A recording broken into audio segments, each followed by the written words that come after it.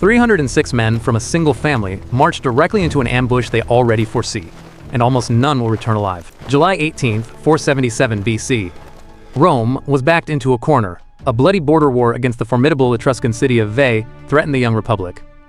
The Senate and its allies were utterly overwhelmed, the battlefronts multiplied, and despair crept through the streets. But one patrician family decided to take the fate of Rome into their own hands, the all-powerful Fabian clan.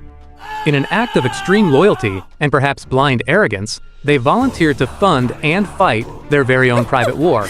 306 grown men of the clan bid farewell to their families, swearing to annihilate the Etruscans. They marched with pride, establishing a fortified camp on the banks of the Cremera River. From there, just a few miles from the enemy, they launched ruthless raids, crippling Veii's trade. The Etruscans, humiliated by a single family, knew they could not defeat them in open combat. They needed a trap, an illusion of weakness. Feigning a retreat, they left valuable herds of cattle abandoned in the nearby hills, the perfect bait. The Fabii, emboldened by their apparent victories, took the hook. They emerged from their stronghold, breaking formation, hungry for plunder and ultimate glory. They descended into the valley, surrounded by dense forests, where the silence was deathly and the tension suffocating.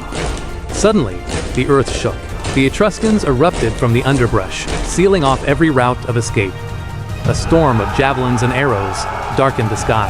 The ambush was flawless, and the Fabii were completely surrounded. They formed a shield wall, fighting like cornered lions, back to back against the abyss. They fell, one by one. The bronze armor ran red in the waters of the Cremera. There was no surrender. 306 men were slaughtered to their very last breath. The fort was razed to the ground, and with it, the absolute dominance of the Fabian clan. The aftermath struck Rome like a thunderbolt. Grief flooded the Seven Hills. But the sacrifice forged a bitter revelation. The Republic had learned a lesson, etched in blood. Never again would they allow a single clan to wage their wars. The military had to unite as a single, unbroken front. From the ashes of this massacre, Rome began to temper the unified war machine that would eventually conquer the world. Only one boy of the family survived, having been left behind in Rome, preserving the bloodline that, centuries later, would birth the dictator who saved the Republic from Hannibal.